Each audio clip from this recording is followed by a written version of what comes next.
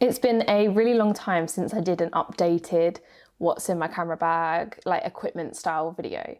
So in today's video, I'm going to be splitting this up into 3 segments, and I'm going to be focusing just on the main pieces of equipment that I use. I'm not going to be going through all of my lenses. For example, I'm just going to be talking about my favorite lenses or the ones that I use in everyday scenarios. We're going to be starting with digital photography, then we're going to be talking about what I use for videography, for filming this YouTube, for any video bits that I do professionally, and then we're going to go into what I use in terms of film photography. So I won't ramble a lot in the intro, we're going to get straight into it, and we're going to start with the main camera that I use, the camera that I'm actually filming this video on. It's my main digital body, and it is the Sony A7 III. So you guys will probably remember, if you've been watching this channel for a little while, when I switched to Sony back in 2020, and honestly haven't looked back since. Obviously it took a little bit of getting used to, coming from, only shooting Canon for so many years. But switching to Sony is something I am so glad that I did. The Sony A7 III, although it's quite an old camera now, I guess, is still a great camera. I'm not looking to upgrade it anytime soon. It is the perfect hybrid for photo and video. I did a kind of comparison between the Sony A7 III and the Canon 6D Mark II in another video. So if you do want to check that out, then I'll link it in the description. But some of my favorite features on the Sony are definitely the eye autofocus. It makes using Canon lenses with an adapter, which I'll get onto in a minute, definitely a lot easier, a lot simpler a process. The low light performance is also amazing. As someone that shoots a lot of events, it's great to have a camera that you can really push the ISO up, sometimes to like 10,000 if I need to, and it performs really well. Moving on to my go-to lens, the Sigma 35mm 1.4 f-stop for Canon actually. So this is a lens that I bought when I was still shooting on Canon, and it has been my favorite lens ever since I bought it. Rather than changing all my equipment, all my lenses, I bought an MC11 adapter so that I could use my Canon lenses on my Sony body. And for the majority of my work, the majority of the stuff that you'll see me shooting digitally, this is the lens that I use, the 35mm 1.4. It's a really versatile lens, great for portraits, whether you're shooting, environmental full body stuff or close-ups. It's also great for events, in particular live music. It stops down to 1.4, which means that you can get a considerable amount of light into the lens when you're shooting wide open. It's great for the wide shots, it's great for the, closer up artist portraits in live music photography. Honestly, it's one of those lenses that if I had to recommend any lens to add to your arsenal, then the 35mm is definitely the one. So next up, when it comes to digital photography, is the Sigma 28 to 70mm lens, and this one is actually for Sony.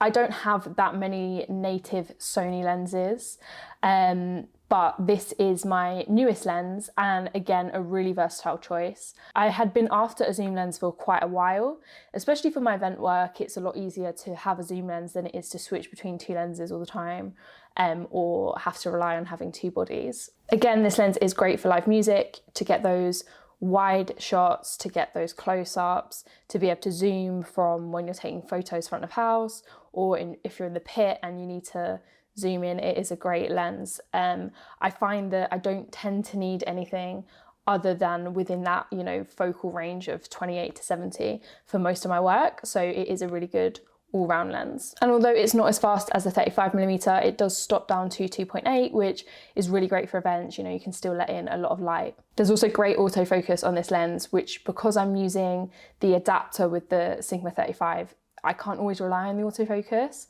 especially in low light situations. And that's where having a Sony native lens is a lot better. As well as live music, I find myself using this lens a lot for weddings, again, to avoid switching between 2 lenses. Whereas I would normally kind of take an 85 and a 35 and be switching between them.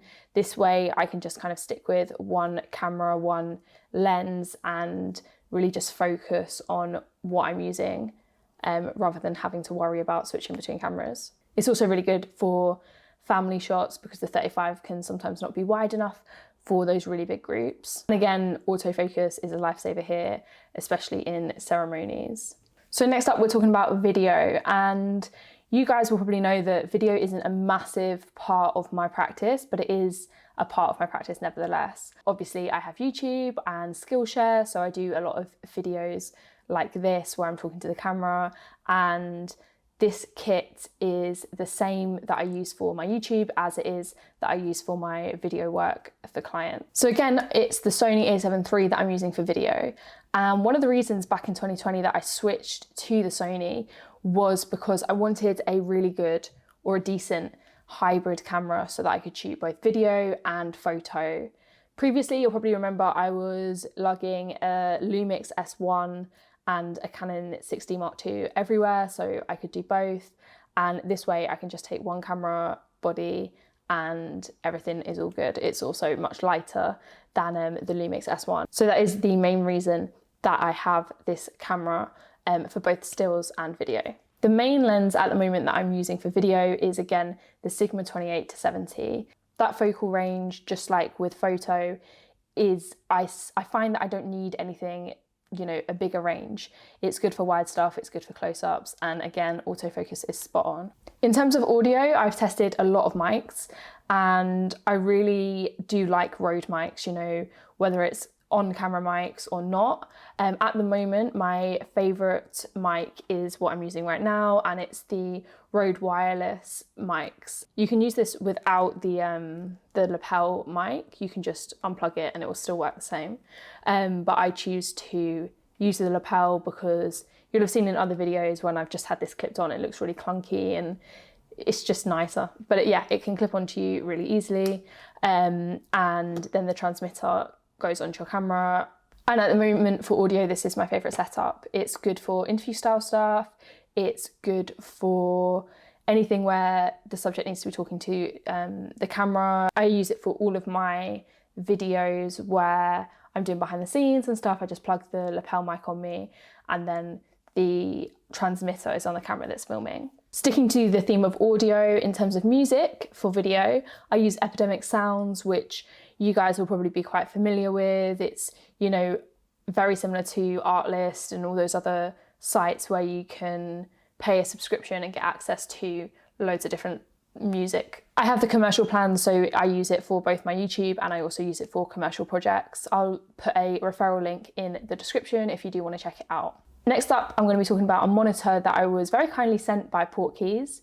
I was sent this monitor, I was gifted it, but I haven't been paid for this review as such. I'm just going to be talking quite honestly about my experience with it. So the Portkeys LH5P is an external monitor that you can use with a range of different cameras. It works with cameras from, you know, Panasonic, Canon, Sony. I'll put a little graphic on screen if you're interested to see if it kind of is compatible with your camera. But I use mine obviously with my Sony a7 III. It's a really useful monitor, especially when I'm doing stuff like YouTube, because with the Sony a7 III, I don't have a flip out screen or anything. So having a monitor to be able to see myself talking and making sure everything's all right is really useful. I also find it useful to make sure things are focused, especially if I'm using something like my fisheye lens, which I haven't really mentioned in this video because I don't use it very often, but that fisheye lens is manual focus. And the screen on the back of a Sony is really small, so using the Portkeys monitor, I can kind of see the focusing a little bit better. You have the option to turn on focus peaking, which if you don't know what that is, it's just like these little red lines that show you what's in focus. So I can really hone in on my focusing. It comes in a hard shell case and it's really small and compact, so I can just throw it in my bag if I'm going down to London for a bit, or if I'm traveling, it doesn't take up much space at all. It also comes with a USB that just plugs directly into the monitor, and you use that to update the firmware or install your LUTs, etc.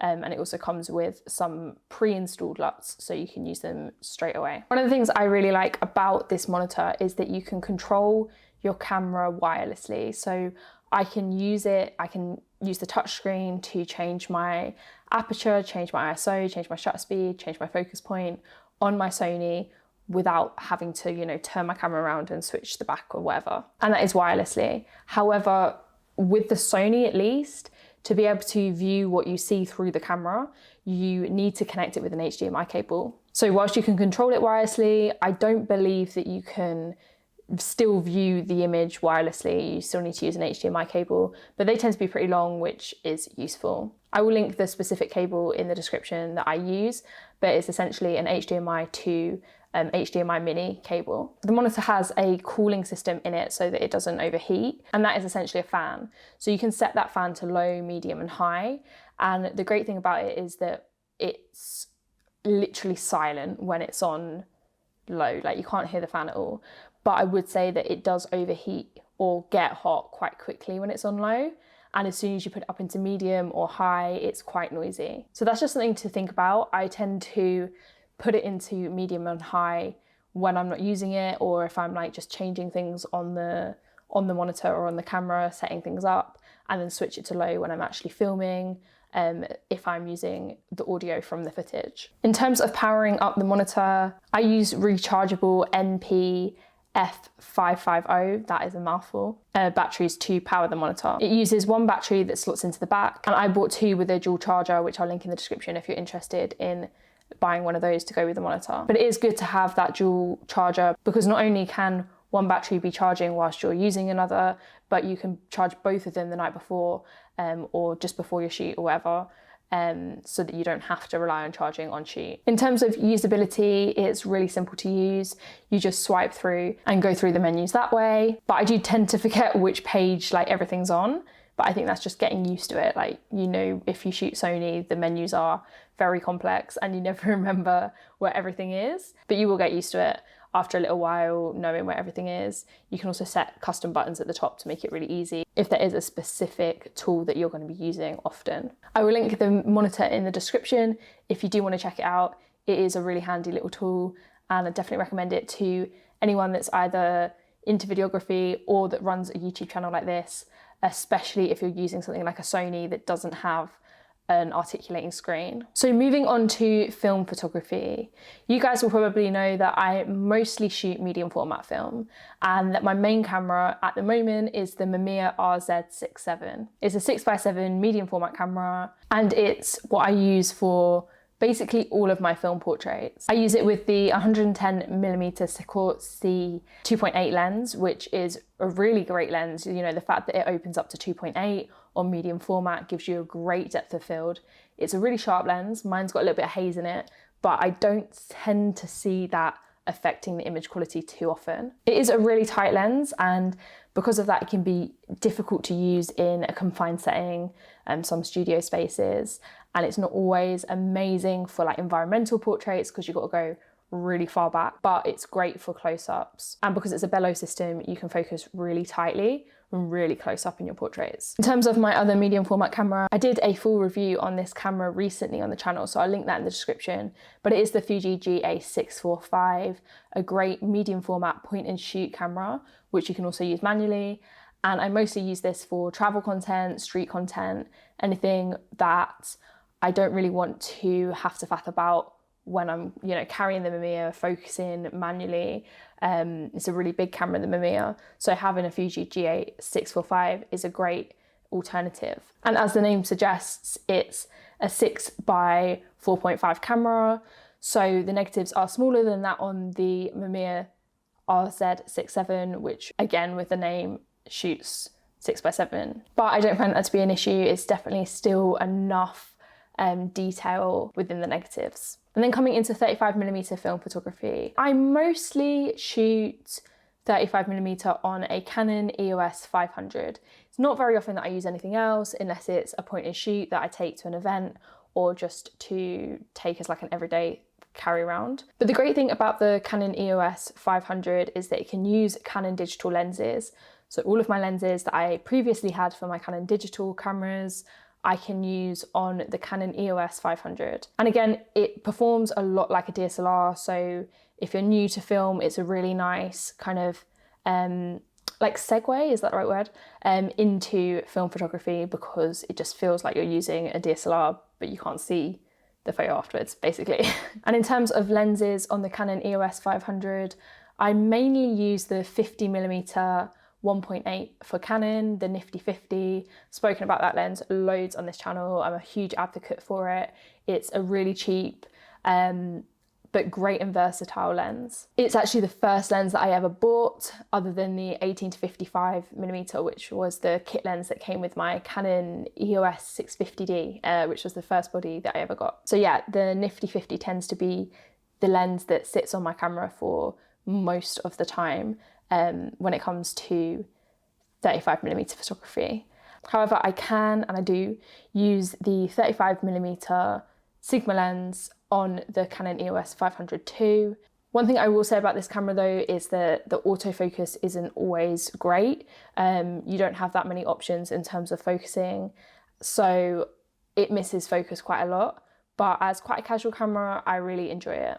And also you can pick it up for like 10 to 15 pound on eBay. So it is a really good camera if you're like just getting started with film or you want something cheap to throw into your bag. But I hope you guys enjoyed today's video. I'm going to link all of my equipment in the description if you do want to check it all out, have a little bit of a browse at your own pace, alongside some other accessories, things like tripods, things like reflectors, SD cards, hard drives, all that sort of stuff will be linked in the description for you to check out. If you have any questions about any of the gear that I discussed in this video, then do let me know. And if you clicked on this video for the Portkeys review, the Portkeys LH5P will also be linked in the description. But thank you guys for watching, and I will see you in the next one.